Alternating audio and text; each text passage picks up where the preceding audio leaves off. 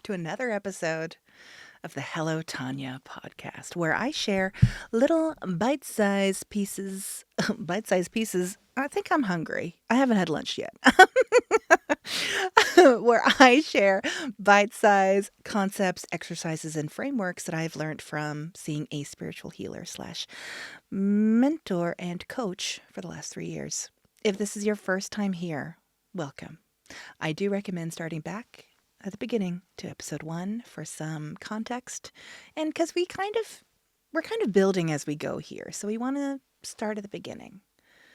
If y'all have been here from the beginning, hey, we're at 11, hey. Okay, so the envelope tie, the letter tie has returned because this week we are doing forgiveness letters part 2.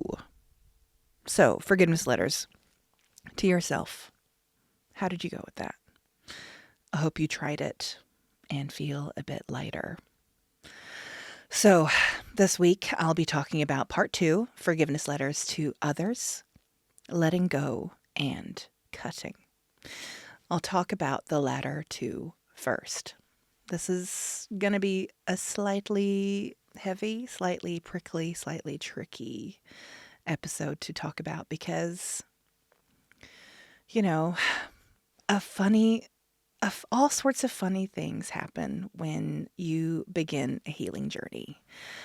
When you begin reeling in all that energy you've been pouring and placing into others and begin to prioritize yourself, your needs, and your happiness, your life begins to change.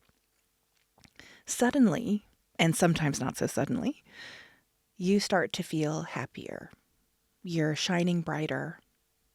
Your energy is up, and good things start to happen. You begin to change. Your outlook and priorities begin to change. You no longer shrink yourself in places. You respect yourself and keep your boundaries strong. You no longer seek validation from others or second guess yourself. Your intuition is getting stronger, and spaces, people, and communities, the old version of you used to inhabit, start feeling different.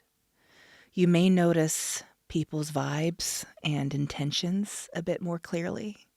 You may begin to feel uncomfortable about existing friendships and dynamics. It's a little corny, but stay with me. It can sometimes feel a bit like waking up in the Matrix.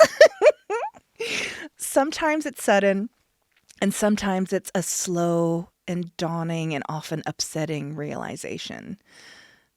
The people, places, and dynamics that you had surrounded yourself with when you were at your lowest no longer feel safe or comfortable.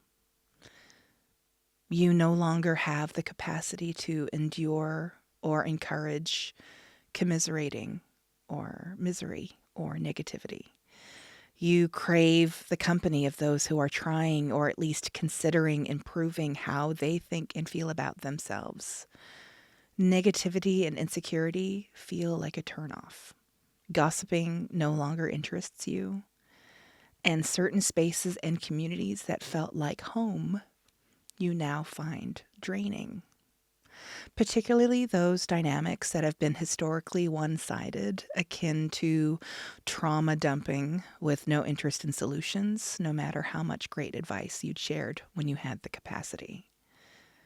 It can feel like a big shock and change for everyone involved. However, try to remember that you are the number one priority. No one else. No one's feelings, ego, pride, or perceived loyalty or sunken cost fallacy in some cases. It can and has been, for me, lonely and isolating, this journey. But, as always, incredibly worth it. What led to this was being an absolute control freak about my energy at the advice of Lika. being incredibly vigilant and taking notice about how I felt after spending time with anyone or spending time anywhere. Did I feel tired, drained, sad, or confused? Did I feel judged? If I had shared about what I'd been learning, was it met with support or disdain?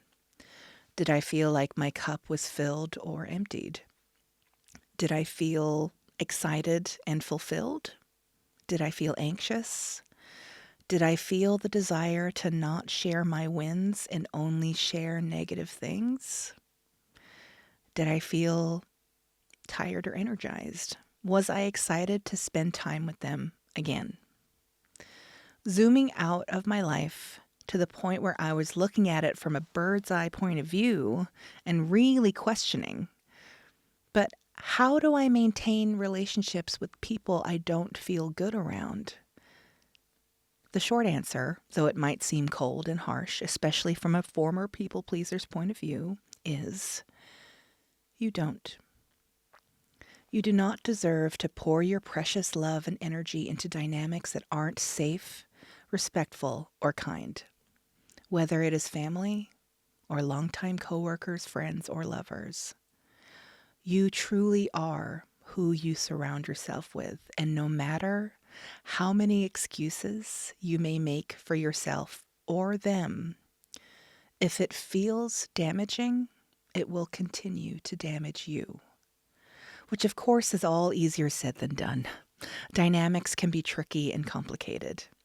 However, I do believe that Maya Angelou quote is evergreen. When someone shows you who they are, believe them the first time. This will ring true time and time again the longer you do this work. You can still love people and wish them well, and know that you cannot spend as much time around them as you used to. You will probably be met with anger and defensiveness. That's usually ego speaking. One thing Lika shared with me that always rings around my head is that unhappy people cannot stand happy people. The same applies to insecurity and confidence. They may have liked you better when you hated yourself. When you begin standing in your power, standing up for yourself, or no longer allowing yourself to be treated in a way that you used to allow, it's almost always met with anger and defensiveness, deflection, or disparagement. I've witnessed this firsthand a few times, unfortunately. It's not easy. But what you're experiencing in that reaction, and I've mentioned this before, is usually the result of the other party no longer having that power over you. You no longer allow yourself to be spoken to that way, to be taken advantage of, to be a punching bag, to roll over, look away, and quickly forgive them when you're met with disrespect. You're allowed to leave. You're allowed to say no. You're allowed to walk away.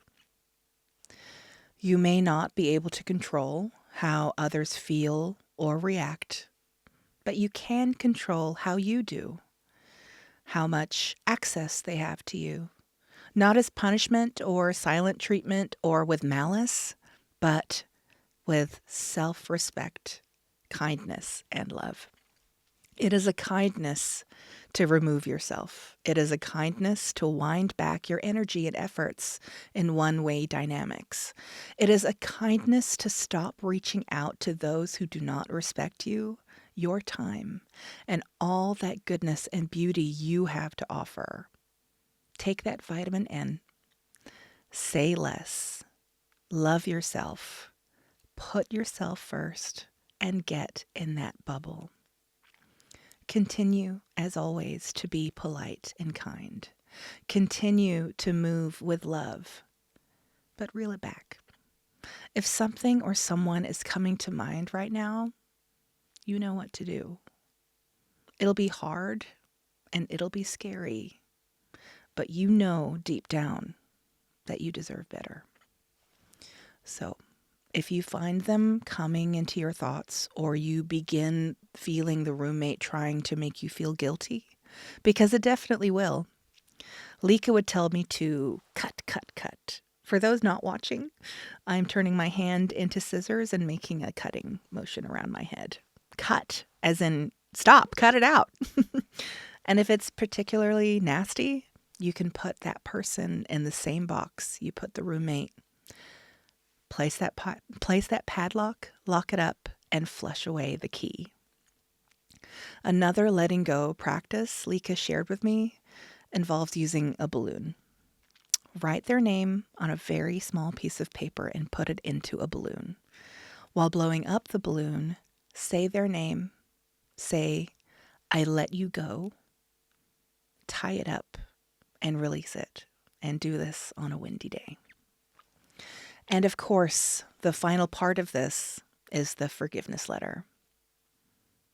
Name the things they have done to hurt or disrespect you. Dear so-and-so, I forgive you for breaking my trust. I forgive you for treating me so poorly. I forgive you for acting weird. I forgive you for not celebrating my wins.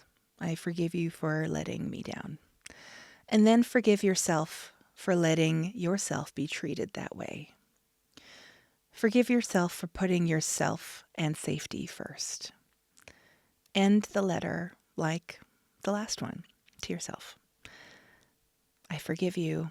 I forgive me. Thank you. Thank me. I love you and I love me. I let you go.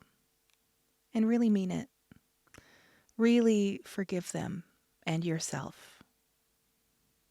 Let it go. Burn and release.